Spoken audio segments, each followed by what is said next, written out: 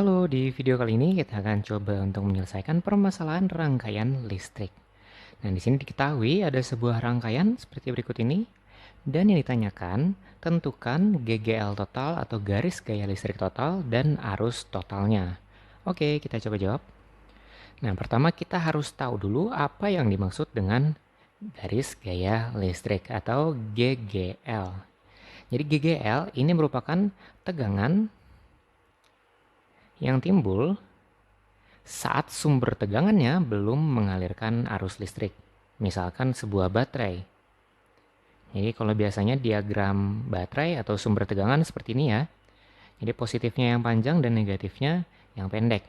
Nah, kalau dia belum disambungkan ke dalam sebuah rangkaian, dia memiliki yang namanya garis gaya listrik.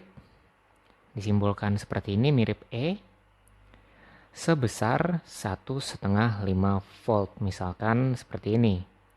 Jadi ini sebelum disambungkan ke rangkaian listrik, misalkan ke rangkaian hambatan dan seterusnya. Nah, menggunakan informasi ini, sekarang kita akan lihat pada gambar. Ini kita pindahkan dulu gambarnya ke bawah, supaya lebih mudah. Nah, sekarang kita lihat lagi, kita analisis gambarnya. Jadi di sini ada 3 sumber tegangan. Yang mana yang merupakan garis gaya listrik? Yang merupakan garis gaya listrik adalah masing-masing sumber tegangannya. Karena di sini ada 3, maka bisa kita tulis GGL total, bisa ditulis E total, seperti ini. Itu E pertama, ditambah E kedua, dan ditambah E ketiga.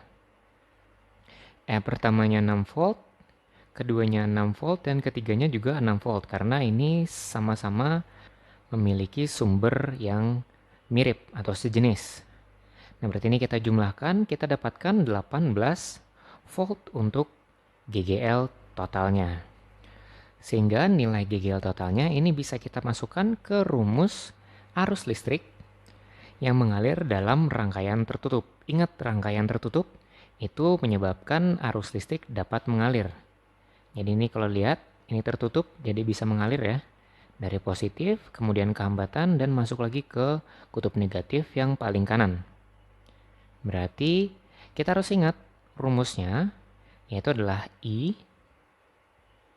sama dengan E total, yaitu adalah total dari garis gaya listriknya, kemudian dibagi dengan hambatan. Jadi di sini ada hambatan 1 ya, 2 ohm. Nah, jadi hambatan kita pakai R besar ditambah dengan N dikali dengan R kecil. Nah, N ini adalah jumlah hambatan dalam. Sedangkan R ini adalah hambatan dalamnya. Nah, kita lihat bahwa setiap sumber tegangannya ini memiliki 1 ohm hambatan dalam, di sini juga 1 ohm, dan di sini juga 1 ohm. Dan karena ini merupakan seri, jadi ini hambatannya dijumlahkan secara seri, maka dapat kita tulis 3 dikali 1 ohm. Karena ada 3 hambatan dalam dan setiap hambatan dalamnya adalah 1 ohm. Jadi bisa kita masukkan E totalnya 18 volt, kemudian hambatannya yaitu 2 ohm, ditambah dengan 3 dikali 1 ohm. Nah, ini kita dapatkan 18 volt dibagi dengan 2 ditambah 3, yaitu adalah 5 ohm untuk arus yang mengalir dalam rangkaian. Nah, sampai sini ini mulai familiar ya. Ini mirip atau memang sama persis dengan rumus arus listrik dari hukum Ohm. Jadi ini I sama dengan V dibagi R. Sama persis rumusnya dengan hukum Ohm, karena memang ini hukum Ohm. Nah, sekarang kita lanjutkan, 18 dibagi 5.